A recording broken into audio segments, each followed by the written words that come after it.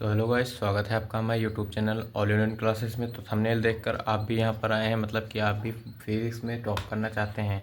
तो आइए हम आपको बताते हैं कि आप फिजिक्स में 65 प्लस मार्क्स कैसे लाएंगे। तो देखिए, तो आप यहाँ पर देखिए, इसमें लिखा है 65 प्लस मार्क्स लाने के लिए कहाँ से कैसे लाना है, ये आपको पहले बताते हैं। तो देखिए, डेरिवेशन से आपके 18 से 20 मार्क्स आते हैं। जितने भी फिजिक्स के डेरिवेशन हैं उनको अगर आप तैयार करते हैं तो 18 से 20 मार्क्स आपके पक्के हैं। और न्यूमेरिकल, जो न्यूमेरिकल्स होते हैं उनसे आपके 15 से कम 12 से 15 मार्क्स आते हैं। और उसके बाद में परिभाषा, सिद्धांत, नियम, इनसे जो बचे हुए मार्क्स आते हैं। उसके बाद में एमसीक्यू से आपके 6 नंबर आते हैं। तो देखिए, इनको तैयार कैसे करना है तो पहले हम देखते हैं। इसमें लिखा है पहले पहले इन क्या क्या तैयार करें। तो देखिए, आपको तैयार क्या करना है पहले हम आपको ये बताते हैं। तो देखिए, जैसे कि पहले आपको डेरिवेशन तैयार करना है। अगर आपको 4 डेरिवेशन तैयार है तो चारों का आपको पहले न्यूमेरिकल कम से कम 4-5 मोस्ट इंपॉर्टेंट जितने भी न्यूमेरिकल्स होंगे उस डेरिवेशंस के, उनको तैयार कर लेना है अच्छे से जितना भी होगा।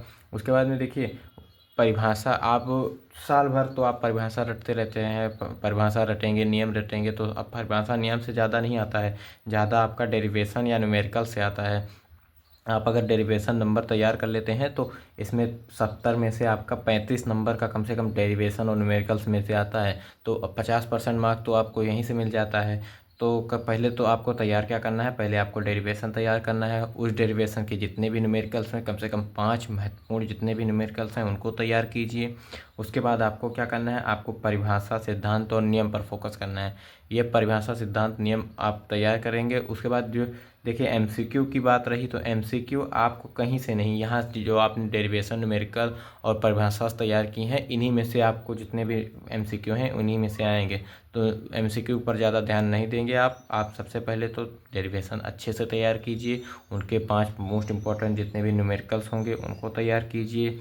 उसके बाद उस चैप्टर का परिभाषा देख लीजिए। आपको एक एक चैप्टर वाइज पढ़ना है। पहले आप जैसे देखिए, एक चैप्टर पढ़ें, एक चैप्टर का जितना भी डेरिवेशन है 10 डेरिवेशन मोस्ट इंपॉर्टेंट जितने भी होंगे उनको तैयार कीजिए। उनके जितने भी न्यूमेरिकल्स होंगे उनको तैयार कर लीजिए। उसके बाद उसमें आने वाली जो बोर्ड पेपर में आने वाली आपकी परिभाषा है उनको तैयार कर लीजिए। सिद्धांत, नियम है उनको तैयार कर लीजिए, आपका अच्छा परसेंटेज आएगा। उसके बाद मैंने देखिए लिखा है कितनी देर आपको पढ़ना कितनी देर है। तो देखिए, आप अगर देखिए फिजिक्स लिया है तो आपने जाहिर सी बात है केमिस्ट्री भी लिया होगा, केमिस्ट्री। उसके बाद अगर आपने मैथ या बायोलॉजी कोई भी चीज़ लिया है तो सबको आपको थोड़ा थोड़ा टाइम देना है। तो सबसे पहले आपको करना क्या है, फिजिक्स को आपको कम से कम 2 से 3 घंटे देना है। अगर आप 2 घंटे भी देते हैं तो आराम से, मैं बोल रहा हूँ, 15 दिन के अंदर में आपको पूरी अच्छे से अच्छी तैयारी हो जाएगी और आप 65 प्लस मार्क्स लेकर आएंगे।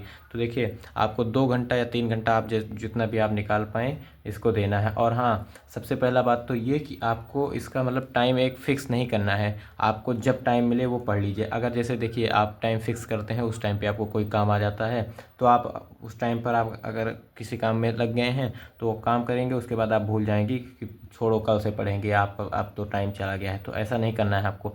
आपको जब भी टाइम मिले आपको अच्छे से तैयारी करनी है। उसके बाद में देखिए, कैसी वीडियोस आपको देखना है। तो वीडियोस देखिए कैसे देखना है।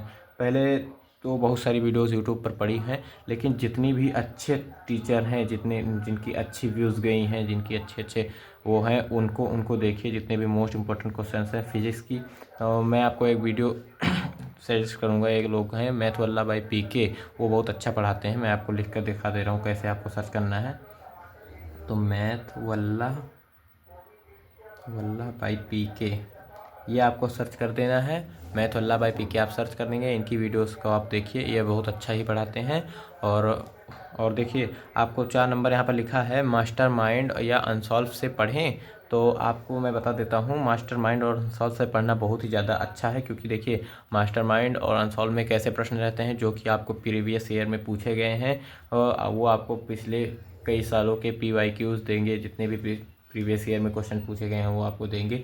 तो आपको मास्टर माइंड और अनसॉल्व से ज़रूर ही पढ़ना है। और इन दोनों में से बेस्ट कौन सा है, तो देखिए, मास्टर माइंड में आपको रहता है जैसे कि क्वेश्चन रहेगा, उसका आंसर भी दिया रहेगा।